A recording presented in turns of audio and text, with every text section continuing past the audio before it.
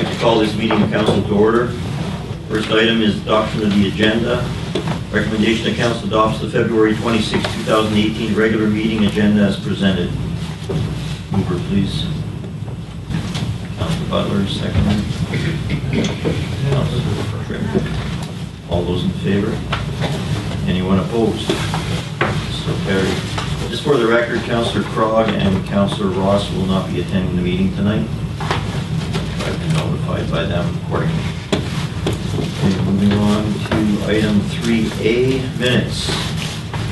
Recommendation of council adopts the February 13, 2018 special to go in camera meeting minutes as presented. Mover, please. Councillor Thompson, Councillor Tripp. All those in favor? Anyone opposed? So carried. Again, 3B, recommendation council adopts the February 13, 2018 regular meeting minutes as presented. May I have a mover, please? Councillor Hammett, Councillor Thompson. All those in favor? Anyone opposed? Carried. No registered petitions, no unfinished business. Moving on to reports and questions and queries. Recommendation is that all written reports of council submitted to the February 2016, 2018 regular meeting be received. Mover, please. Councillor Hammett, Councillor Tripp. Special Councillor Butler, Councillor Hammett and Councillor Butler. And Councillor Tripp. I'd just like to comment on Councillor Tripp's report regarding Family Day event. Yes, it was a huge success. Were you there? I was not, because I was out of town for a celebration of anniversary, but I heard a lot of good things about it. You commented about everybody having a great time except the businesses. That's right. I just wanted to clarify that. The chair and the vice chair of the board of the DBA, including myself, met with Jennifer at the Community Futures prior to the Family Day event during the planning time, at which time they confirmed their willingness to participate. The businesses realize that this event is not intended to be a revenue generator for them, but also recognize that any time you can attract approximately 400 people to the downtown core is a great opportunity for exposure, especially on a Saturday in February when you could normally shoot a cannon down the street and not hit anything. And I've been down there and you can not hit anything, there's nothing there. I might add that in spite of the road closure, many businesses admitted to having an exceptional day. In fact, one eatery had decided that they would not open that day, but then did. It was a good thing because they were slammed the entire day, nonstop. I've asked the communication person for the DBA if she had received any negative feedback to the communication piece, which went out to all the members prior to the event, with the map and the road closure, and there was none, only positive feedback.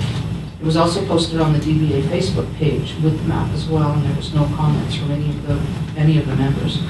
Other than this city event, the DBA has requested that no downtown road closure permits be granted unless it comes directly from the DBA. So nobody, no individual business can request a road closure without coming to the DBA first for approval, because there's been instances in the past where individual businesses have tried to do that, and there's been problems with one particular merchant, and there was threats, so it was safer for them to go through the DBAs, and the DBA applied for that permit and not an individual business. So you can't please everybody all the time, but the DBA has had no negative feedback from any of the merchants. And so I just wanted to make that clear, that everything was approved by the DBA prior to the road closure, and they were quite happy to participate. So they will be participating at a bigger capacity last year, but everybody's busy inside running their own business. And I went into pretty much all of the businesses up and down the street, and a lot of them were very busy. So that's all I have to say. Councillor Butler, I believe, was next. Sure. Thanks. I just had one question for Councillor Thompson on her report.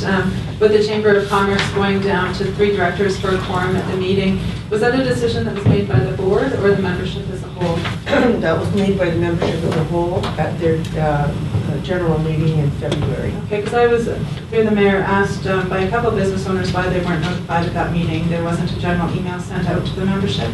My understanding is that they did send out. Okay, then they need to review their list of members, because I know 2 members that did not receive that email.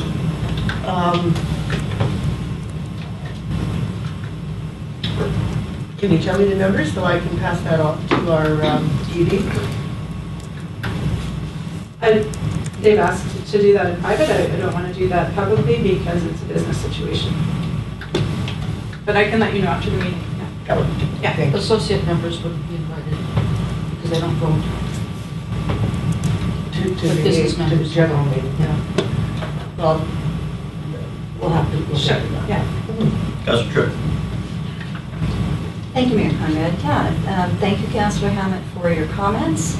I was approached personally by one of the business members down in the downtown business area. That business owner had been to 10 other businesses and had received complaints. And so I felt that it was important to bring this forward, not to slam anyone, not to make anyone look bad, but to address a situation that several, at least 10 businesses in the downtown business area have issues with. I think that it would be a very good idea, as I stated in my report, we can always look at improvements. I think that it would be a good idea for the DBA to do a study on behalf of its members. And even Councillor Krog mentioned that there would be creative ways to include businesses and maybe bring more traffic into their actual business locations, because, as I said, many of them did not get the kind of traffic that they wanted, and they felt that they really did lose, like I said, up to $10,000 on that weekend. So I would like to ask that the DBA do a study on behalf of their members, which I understand are all the businesses in that area, and that we could get a report back to council from you on that. To allow Councillor Hammett to rebut, but I don't want this to start into a debate. Yeah, I just want to suggest that after this meeting and outside of the meeting here, would you provide me with a list of those 10 businesses that I can take back to the DBA, to the board? I can do that. Because that would be very interesting to see. Yeah. There has not been no negative feedback, only positive feedback from the members. What- And 10 is an awful lot, Yeah, considering you're talking about Market Avenue, and most of those had exceptional days. What I will have to do is I will have to check with the business owner who gave me the list, and I'm sure that business owner would be very happy to clear it. Once they have, I would absolutely be happy to provide you with that. Because we can't verify that until we see it. Yeah. Yeah, My- for sure. If I may just weigh in on this, my concern here is, why are we having this occurring with a councillor and a liaison to the DBA? Why did these business owners not go directly to the DBA Exactly. and express their concerns? May I answer that? We have relationships with people. You walk into a store and people begin to talk to you, and they ask if they can, share something with you. This is what's going on. That's what happened. Well, if We're we were elected representatives on to a the format of city. transparency, I think that should depict also by the business owners that there should be a transparency on their part to come forward, not to have this behind closed doors or cloak and dagger type of representation That's why where I said they have to go through. I understand that you're going to be talking to the liaison, but I'm saying I don't think that's a proper format, because councillors have their other duties to do, and I don't think we should get involved with businesses in that type of a format, because city business is not really our business for the downtown merchants. That should be handled, that's why we have a DBA and a chamber. If I may, Mayor Conrad, we are all on council, walking around, talking with people. They expect us to be coming to the council chambers with their issues, with their concerns. I am bringing this forward. I think it's a good thing that I'm not trying to hide anything. I'm not trying to slam anyone. I'm not trying No, to say. I fully understand that. That's I'm not trying the issue to- that so I'm we coming can on. make Family Day a better Yeah. event for everyone in the community and address the concerns. I would have thought that this would be something that the DBA would have been happy to hear. It would, That- if that that person they would come can- directly to that- them. But it would, you see, but the concern I have, I'm not at all putting a negative impact on your concerns. Always there could be room for improvement, I agree. But what I'm getting at is, if the businesses have concerns, they shouldn't be then necessarily addressing it with one councillor. They should come to either all of council or go to their format, which is the DBA or the chamber. That's all I'm saying. That they cannot come to you or to the rest of council, absolutely. But first and foremost, if it's a business concern, it should be addressed by the DBA or the chamber. Or That's all. recommend that they Exactly. forward that Right? information. So anyway, so Councillor Thompson and then Councillor Butler. Well, my concern about some of this is that it's included in a report. It's not even discussed with the liaison, who could look into it more in depth as you're requesting. And with the listed names that you're going to provide to Councillor Hammett, it'd be interesting to know if they're all members of the DBA. Everybody downtown is a member of the... Regardless of whether... Yeah, anybody with a business license downtown is... So, yeah, I think that these kinds of comments and things included in a report, it doesn't reflect good on any of us. It's unfortunate. I hear what you're saying, Councillor Tripp, that you think that everything needs to be above board and out in the open, and for the most part, I have to agree. But when there's issues such as this that can have a negative impact on other businesses, and put down the Downtown Business Association, who are trying so hard on the behalf of their membership to provide interesting and like with the family day and with what they do for Halloween with their thing. I mean, they do some really marvelous events that for our community and our kids, and I've never heard, and I've been in many of the stores, a complaint about having lost thousands of dollars in business. Councillor Butler and then Councillor Tripp. Yeah, I was actually just going to make a similar point as Councillor Thompson. First of all, I want to say I was down there, and I thought it was an excellent event. Lots of happy faces, and but yeah, there's going to be differences of opinion. You're never going to please everybody. And from what I understand, the DBA formed an organization and then included everyone by default without getting their permission to be included as by default. Yes, So they did. it's my understanding that, excuse me, I'm speaking, Councillor Hammett, you're out of order. It's my understanding, and I have spoken with different businesses that don't believe that they want to be part of that organization. So if they're not recognizing the DBA and they're not recognizing themselves as a member, I could see why they wouldn't be bringing forward their concerns to the DBA. So, and also the DBA, when it was first formed, I understand that there were businesses in all of Grand Forks. They wanted to make it a Grand Forks Business Association and then have the chamber oversee the region as a whole, and that was a contentious issue. So there's always growing pains in organizations and different things that have to be worked out, and I definitely think it's fair just to do a survey and to get that feedback and to take it as constructive criticism and build on the event for next year so that they might be able to accommodate those businesses that have concerns. And that's exactly my reasoning why I made the original statements. You can see the amount of time we're wasting in council chambers, and I'm using the word wasting because it's outside of our parameters. We fund this association, but we should not get directly involved in their business. That's my only element here. We are spinning our wheels on an issue that can be resolved externally amongst themselves. It is not city business per se for that type of thing.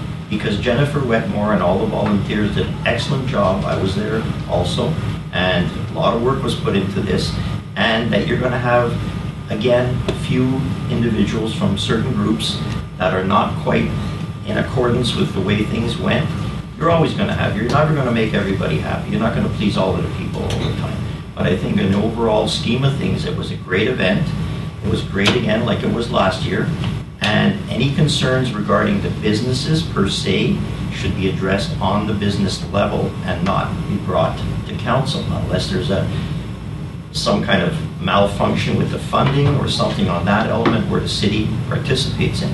Other than that, we basically got to stand back and stand down. Councillor Tripp.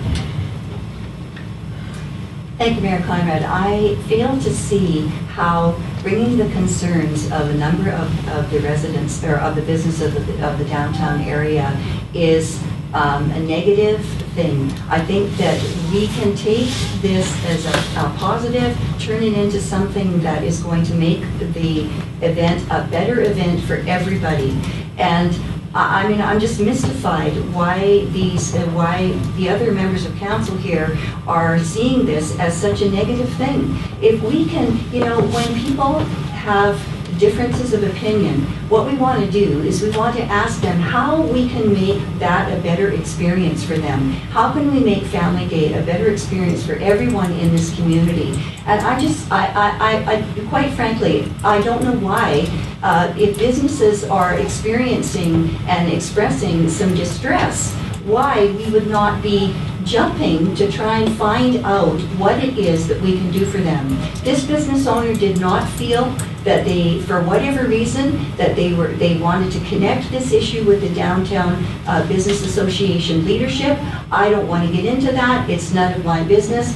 But when they brought this issue to me, I said that I would bring it forward. My positive outlook on this is, hey, let's do something good for this community. I don't see what is wrong at all with having a survey. A survey can bring out a lot of positive things. Even Councillor Krog contributed a number of very positive suggestions to a survey that the DBA could do. And I've had conversations with other people who have even said perhaps the location of Market Street, there might be a better location. You know, let's put some collaborative minds together, come up with some better solutions, and instead of just bashing everybody and saying how terrible this is, let's work together and get something positive done. I believe a survey would do that. I don't see why the DBA couldn't take that on and wouldn't be happy to take that on. Again, though, this should be also addressed to Community Futures because Jennifer Wetmore put a lot of work into organizing. It's not Family Day. dissing anyone who put it on. It was a wonderful event. Councillor Tripp, can you please speak when you're addressed to speak? Thank you. Councillor Thompson. Interesting comment when you said that some of this stuff was none of your business. And I don't think it's council's business to become involved in this. There is a Downtown Business Association. The merchant or merchants who had issue should be dealing directly with the BIA or Downtown Business Association. They shouldn't be coming to council. We don't get involved in the preparation of these events. The only involvement I think that we have is for the road closure, and that certainly doesn't come before council.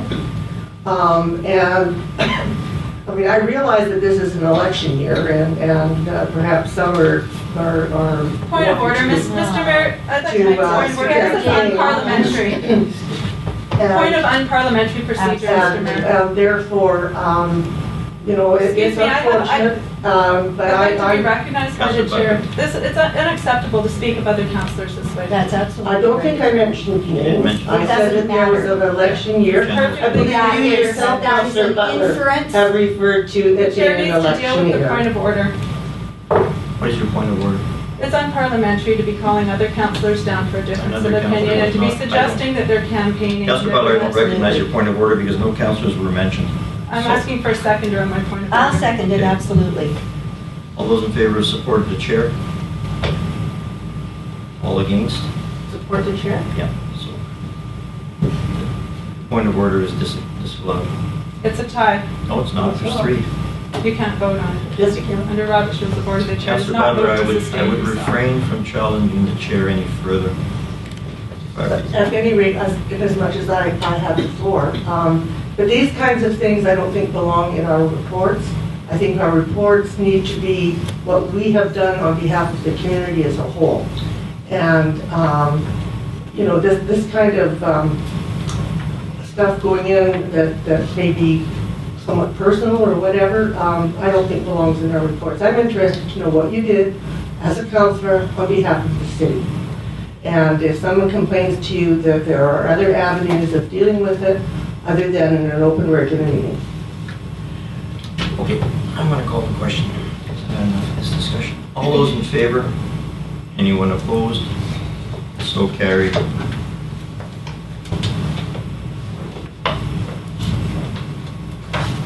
All right, item 7A. You've read that now. Okay.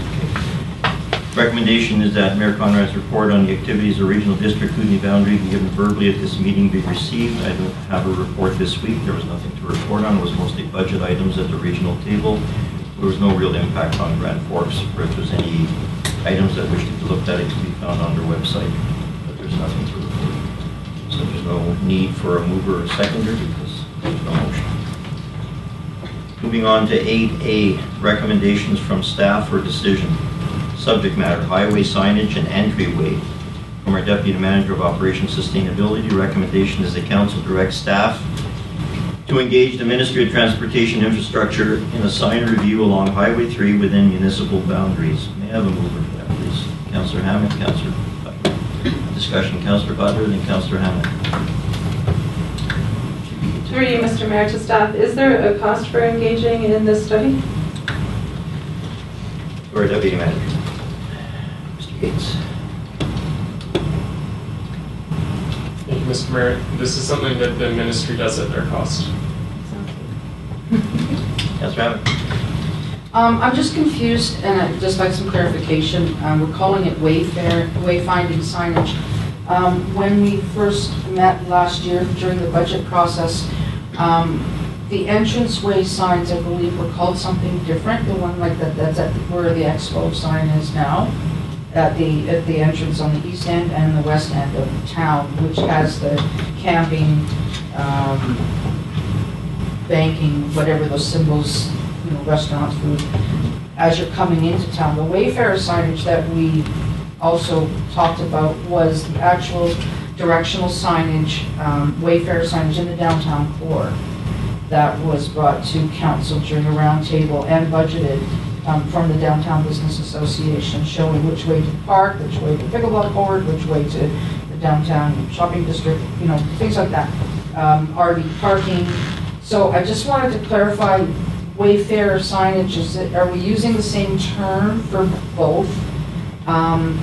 Both of the sign projects that we budgeted for last year. Wayfarer or wayfinding? Wayfinding signs, yeah, we basically the same. Wayfarers. Councillor Deputy Manager. Thank you, Mr. Mayor. It is the same project. The original idea was to have the same visual theme for the entranceway signs as well as the smaller signs on the streets. And now with the entranceway signs becoming more of a highways project potentially, the budget would still be there for the smaller signs. There was two different budgets approved. Well, the first one was for 65, and the second one was like 35. There's two different line items. One was called highway signs or entranceway signs. The other one was called Wayfarer signage. And there's two different line items on that budget. There are a couple of projects. One was for the expo sign specifically, and that was for redoing the expo sign. So it was not an entranceway in the sense of pointing towards amenities, it was just for rehabilitating that site. And the other one, the other project, the 65 Dust, was for wayfinding. Yeah, because the smaller signage internally was like a subcategorized, right, version of the highway ones from memory when I seen. Councillor Butler. Actually, Councillor Tripp. Go ahead. Thank you, Mayor Conrad. Through you to staff as well. The two signs that we have there on page 22, I'm just wondering, are those ones that that Multi would be considering, or are they going to be asking us to come up with something completely different? Your Deputy Manager. Through you, Mr. Mayor. These are two signs that were designed by Moti, and so these would be for the entranceway on that side of town.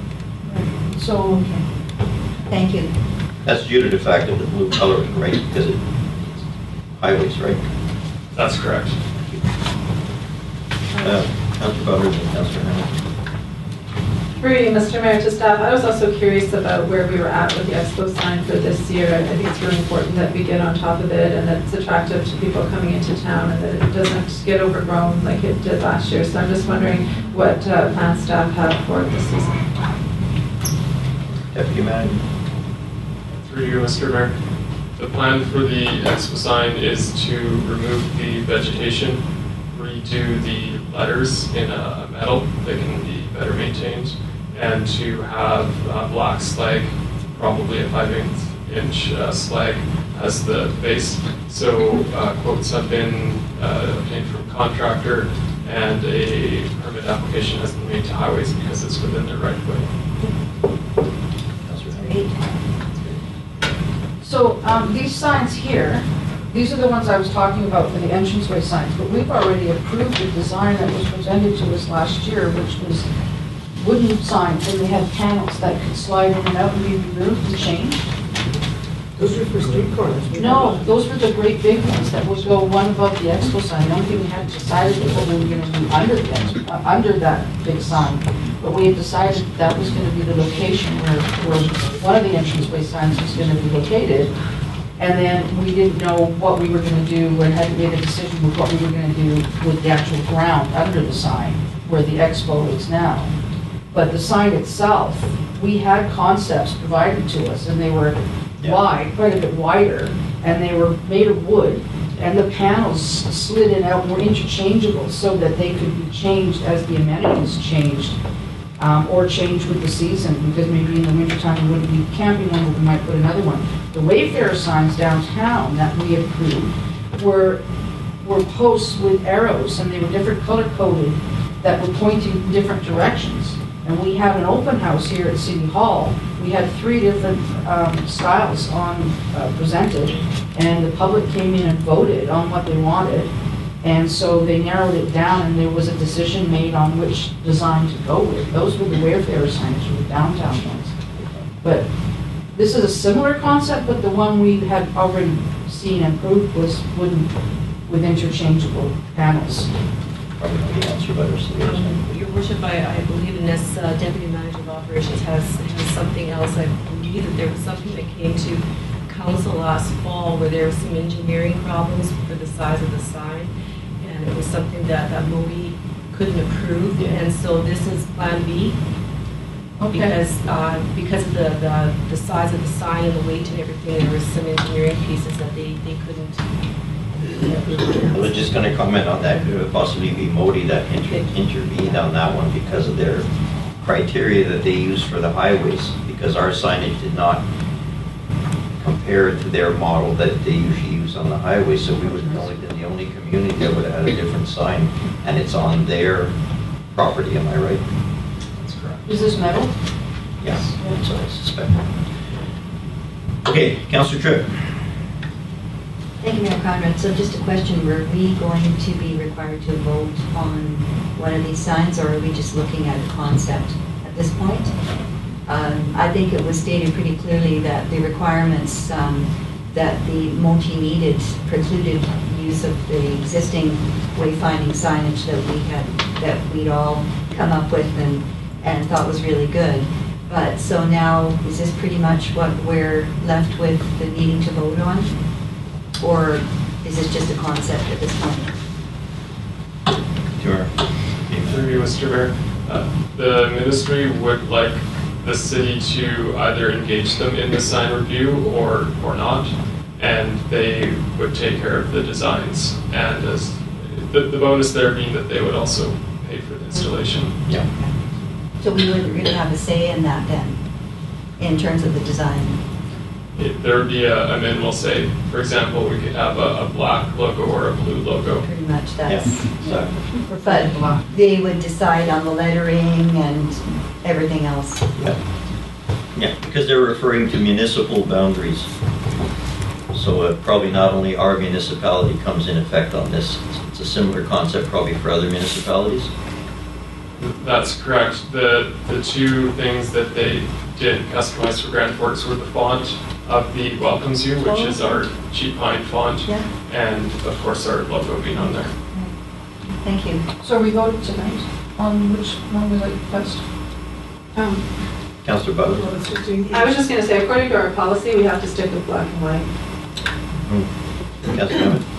You have a... Yeah, just want to know if we're going to make a vote on Yeah. either the left. We have a choice between either of the 2, correct? I think we're engaging, we're authorizing you to engage Engage. with Modi Mhm.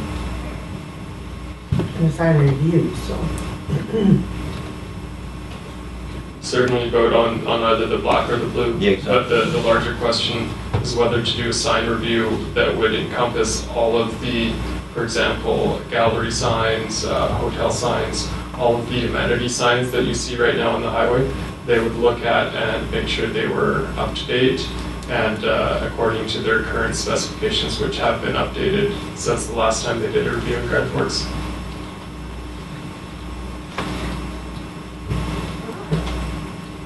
All right, Councillor Thompson? Do we have a motion on the floor? Yeah, we do. Yeah, we do. Call the question? Yeah. So all those in favor? Anyone opposed? So carried. So we're not going with the alternate, we're going with the main. All right, moving on to item 8B, solar new project budget.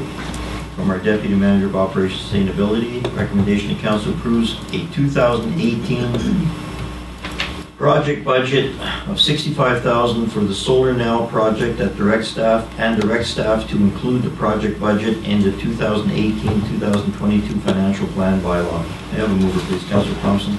Seconder, Councillor Tripp. Excuse me. Discussion, Councillor Butler and Councillor Tripp. Thanks, Mr. Mayor. Yeah, I'm really glad that staff checked out this project. I remember when it came to council, it looked like an exciting opportunity, but I was hoping that the grant was actually going to cover more than what's being put forward here. When I asked staff in an email how long it would take to repay the investment based on the current rate of electricity and how much the panels generate, it's about 33 years. And panels don't even really last that long. And it's a neat idea. It shows that we're progressive and we want to get involved in solar, which a lot of communities have. The conference I just went to, New Westminster, was talking about a solar garden that they just put in, and I asked them the same question: what's the return on your investment? Is it viable? And it's not. I mean, these communities are doing these projects to look good and because it's a feel-good project, but it's still not financially viable to do these projects. Unfortunately, maybe in a couple of years solar panels will become cheaper, but at this point I really don't want to put another $40,000 on the budget for something that's more of a want than a need for the city. There's a few capital projects I'd still like to take off our budget and hopefully reduce the tax load on the residents. So I'm going to have to vote against this project. Unfortunately, I think it would be lovely to have this, but it's just, I wouldn't be willing to invest that type of money. Councillor Tripp. Thank you, Mayor Conrad. Yeah, I tend to agree with Councillor Butler on that. We already had a $25,000 renewable energy project on the small capital projects list for the budget for this year, and that project was given a staff score of 15 out of 30. So it wasn't really considered a high priority project either by staff or by council. We gave direction to staff to accomplish 7 more high priority projects this year. So I just would question whether this project would really be important enough to consider at this time, as we do have so many other projects on the books. As Councillor Butler's pointed out, there's really virtually no return on the investment, and so if if we could see that there was a return coming through from what the solar panels were producing, or something even along those lines, I would be far more in favor of it than as it stands right now. Your Worship, just so Council could note, we're just asking to have this put onto the financial plan. It's not an additional funding. We already have the $40,000 in the carbon footprint, where we have to buy back our carbon points or whatever you call it. So we already have the $40,000, and the other piece is the part that is contributed by the Solar Now project. So it's not adding to the budget, it's already in there, so just so Council is aware of that. Councillor Hammond and Councillor Butler. We've already got the $40,000 budgeted for power. Is there something else that we could look at? Perhaps we could buy a wind tree that would generate a little more power and be quite unique. I know when they first came out a year ago, they were about $75,000 US, but that was on the initial launch. I think something like that would be quite innovative and unique, and look a lot better. But I just don't think also that there's enough return on our investment for this.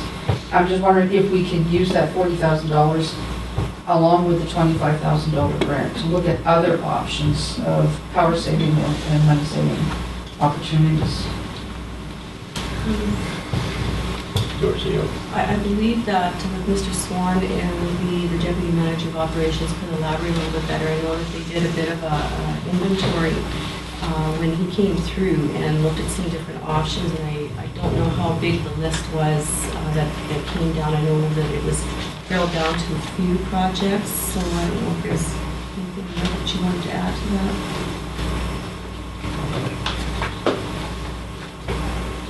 that. So a few of the municipalities' buildings were evaluated for solar energy potential.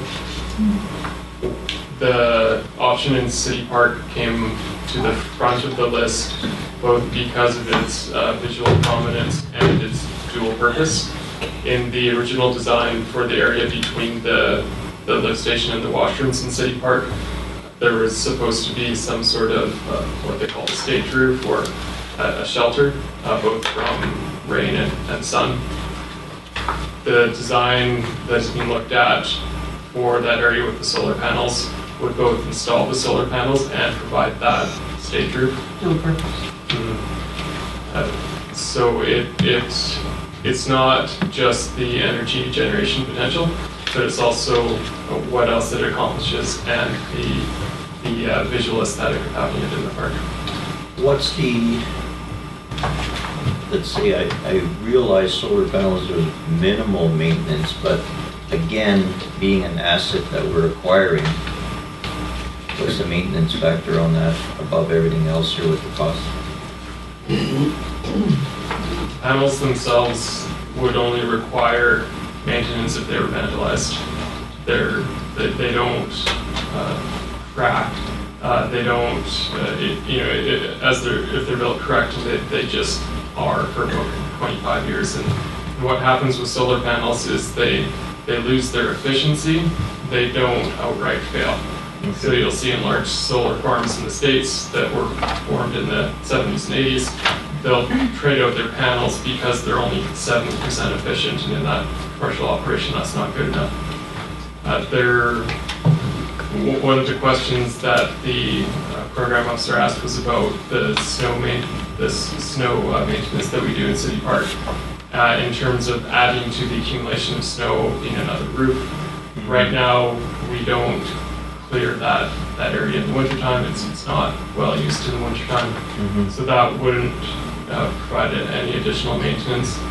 The structure itself being a steel frame or aluminum frame, it would have some minimal preventative maintenance in terms of making sure the bolts are tightened or what have you, but it's a fairly durable and weatherproof structure.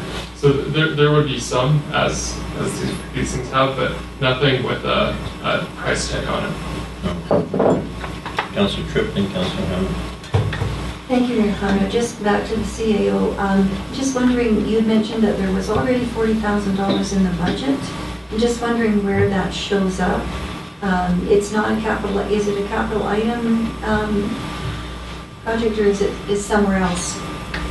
Your Worship, I'm not the CFO, so I'm not quite sure exactly where they've gone placed. So I know that they have it in an item, and that it's I know they had talked about dark woods at one point in time, but it's not that. It's a carbon footprint, so it might be under CARA or something like that. Don't hold my toes to the fire, but it's something like that, and it accumulates like around $7,000 a year. So I think last year it was around 40, so there might be upwards of 47-ish this year, but I'm not quite, I couldn't tell you which funding it sits in. Okay. Councillor Hammond, Councillor Thompson, then I'm going to call the question. So I like the idea of covering and making like a band shell type, because I think we really need something like that here, a covered area for entertainment. We go into a lot of small communities and they've got band shells, and then parks or big gazebos where bands can play. So that aside, I can see that just that structure alone would absorb a lot of that $40,000. So is there, have you got a figure on what the solar portion, including the batteries, is of that? Because I think it would be a good idea, and it would be ideal since we're going to build a roof structure anyway, to put solar panels on there, with the bulk of the money being used to actually build the structure. And the second part of that question is, the lift station and the washrooms, they're built of concrete and they actually look kind of ugly, I think. When we put that structure above it, is there no way that we can build a facade around it to make it look a little bit more character, like give it a bit more heritage character, maybe wooden frame or something, just as a facade to kind of tie it in to make it look like a band shell, or to make it look more of a We're historic. deviating from our subject matter, Councillor. Well, yeah, but it's part of the same project, so. Not really. We're evaluating the cost on the budget regarding the solar. So, I have one quick question, if I may. Sorry, Councillor Thompson. In this costing for the solar project, what would be the usage of it? Because if there's a lift station, obviously it wouldn't have the capacity to run any of the electrical on the lift station because of high voltage, right? We would run it into the grid, and Okay. so every bit of it would be used somewhere in the grid. That's the advantage of having a grid tie installation, is that you not only don't need batteries, but it does get used. It would essentially offset the power that we draw from Fortis's grid. Councillor Thompson. Thank you. So my question for you is the $40,000, if I heard correctly, is coming from what we already have to pay to reduce our carbon footprint? So that money is already there, it's not going to be, and it has to be used specifically for reducing our carbon footprint. Yes, Your Worship, so that money there is intended for something that's going to be energy-wise, it's going to be your green pieces and everything, so it fits very well into what the project entails. All right. Excuse me, I'm going to call the question. All those in favor? Anyone opposed? Motion's defeated. I'm opposing. Oh, are you? Yeah. Moving on to 8C. Revision of policy 1603, risk management, city electrical outside works. Recommendation that council adopts the revised policy 1603, risk management, city electrical. Mover, please, Councillor Thompson. Councillor Hammond. Discussion, Councillor Butler. My apologies. Do you need to call a recess? No, just get a rope. Pass it on. Just get a rope. Just a quick question for staff. Under the scope of this policy, it says that it only applies to our distribution system. I'm just wondering if we start becoming a transmitter of power, is this policy going to come back for review again? Sorry, Deb. Certainly, if we change the scope of our system, I imagine it would need to come back, as well as some other policies to do with electrical. Thank you. Any other discussion? Hearing none, all those in favor? Sorry. I had two notes on here. The other one, under policy statements, it says, safety is the direct responsibility of all managers, supervisors, and employees. And during our discussion back and forth with staff on emails and looking at the different WorkSafe BC regulations, I was wondering if we should also have in there that it's also the direct responsibility of the employer. Managers aren't the employer, council is the employer, supervisors and employees aren't the employers. So I think that the onus falls on the city as well to take responsibility for the safety.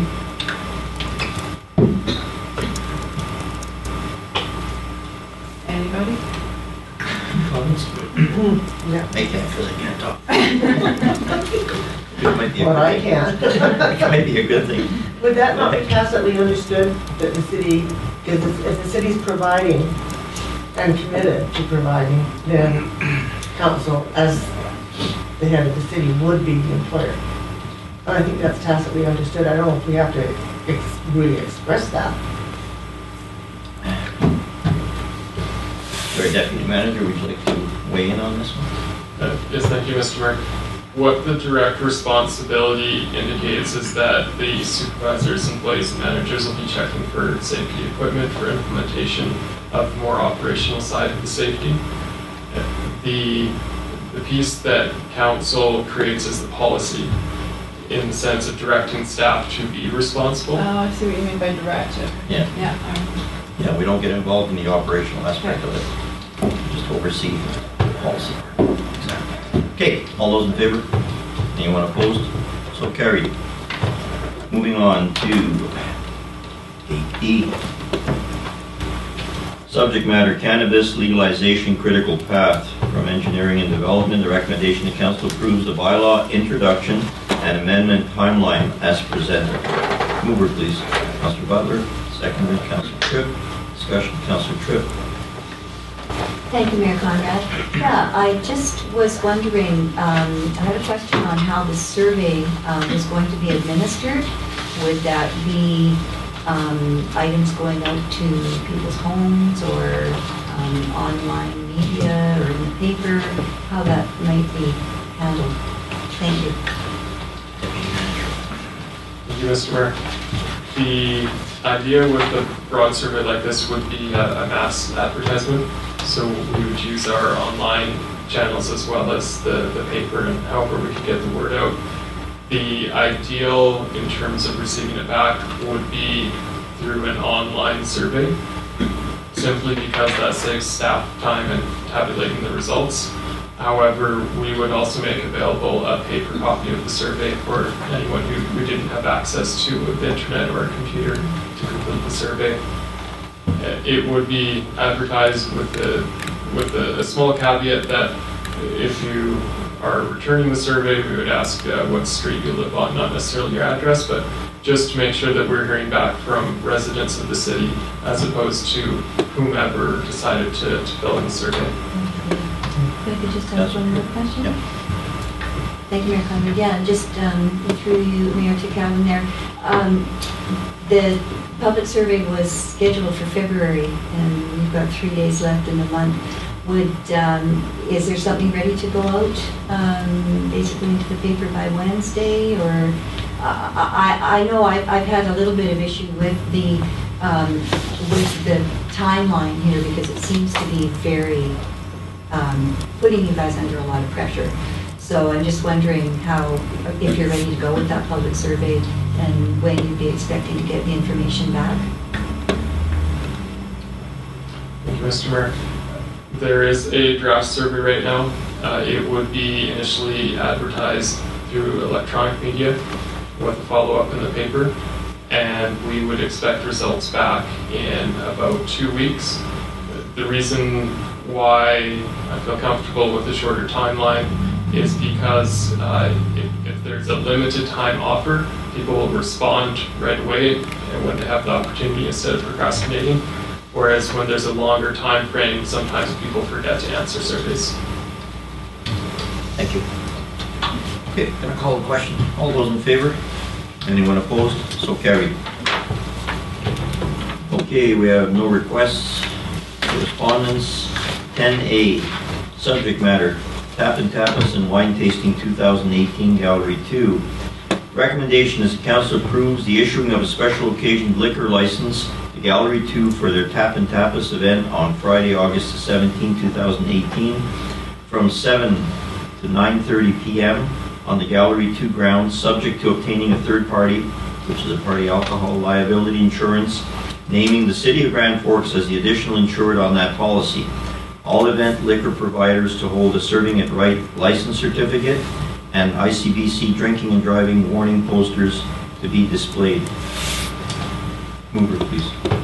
Councillor Butler, Councillor Hammond. Discussion, Councillor Thompson.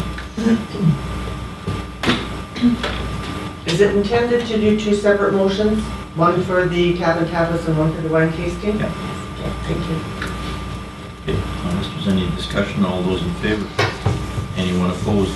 So carried.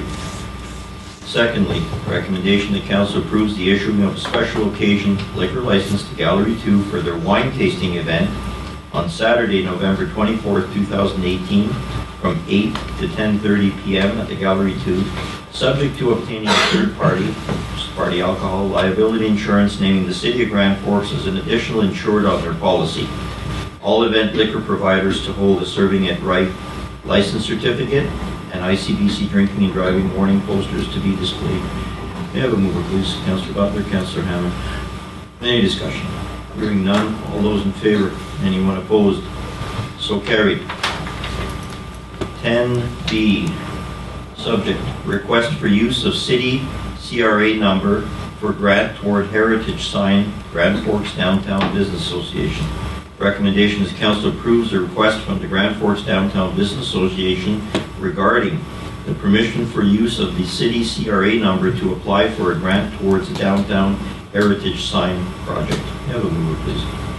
Councillor Thompson, Councillor Hammond, Councillor Butler. Yeah, I fully support this program. I think it's going to be an excellent project for the downtown. So this says that it's applying for funding for the phase 2. I'm just wondering through you, Mr. Mayor, to Councillor Hammett, how the phase 1 of the project was going on. I thought it was almost ready to go forward, but I just haven't heard in a while. Councillor Abbott. It's gone exceptionally well. When we first did the survey amongst the members as to how many we could participating, we had approximately 40. So we budgeted for 40 and quoted based on that amount. We went around and got waivers signed to affix the signs to the buildings and collect payment, and we're now over 60.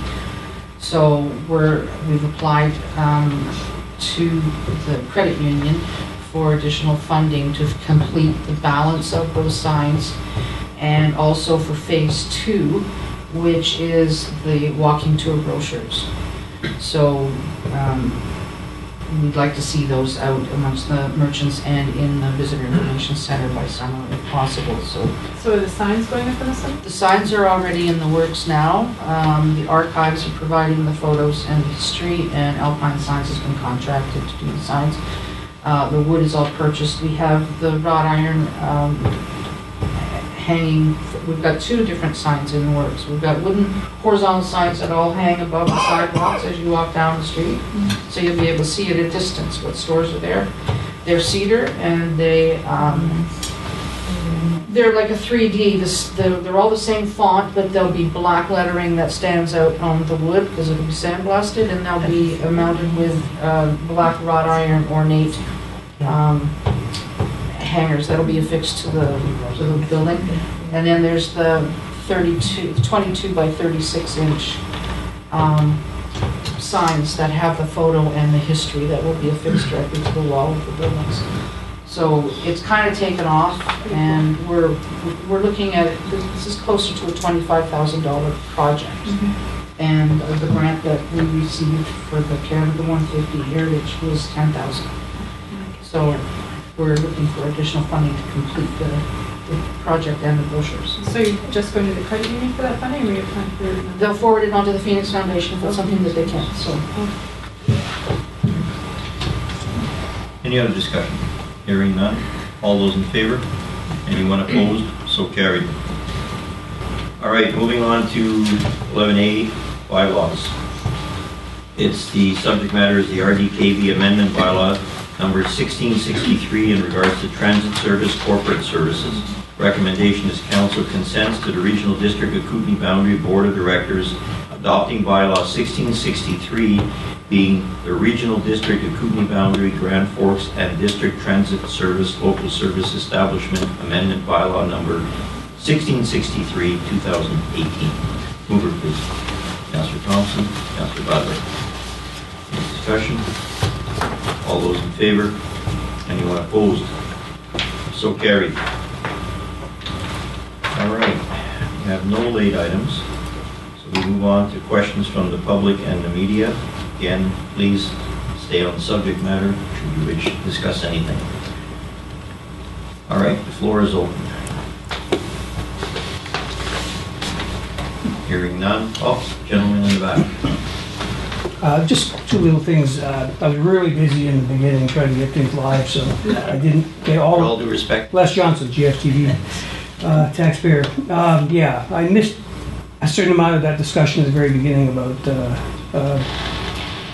the reports, and I'm just curious, what feedback mechanism does a business not in the chamber or the DBA have to bring their concerns and suggestions to council? Pardon me, I didn't hear that. If you're a business in this town and you're not in the DBA and you're not in the chamber, then what mechanism do you have to bring your suggestions and concerns to council? There's liaisons, I would say, and you also have a business license, so you could address your concerns to staff at the business license level. Should it be something on a, let's say, elected official level, then sure, bring it to council, but unless it's nothing to do with any form of governance. So just the same mechanism like a letter that ends up in information items and stuff like that, I guess? Not necessarily, I mean, the concerns can be addressed to the business license department Mhm. at staff, am I right? If it pertains to that particular Yeah. function. Okay, Exactly. okay. The other one was on the solar panels on the band shell. I get the thinking there. This band shell, where would you put them? I mean, you know, the panels have to face the sun. If you put them on the roof side, they'll never face the sun. Even if you put them on the front, there's trees. So Exactly. I appreciate that thought. You probably want to find a different place to put them on. I just like the bench. One of your pop houses or something like that. Anyways, that was it. That was my reasoning why I voted against it, sir. Because the logistics of it did not prevail in that area. Councillor Hammond. Can I just on the solar panels, I just have a question, because when we discussed it before, I thought we were planning on putting them on the library. Isn't that what part of the initial discussion it was? Well, that didn't happen tonight. All right, any other comments from the gallery, media? Hearing none, may I have a motion to adjourn? Councillor Thompson, Councillor Butler, all those in favor? Meeting is adjourned.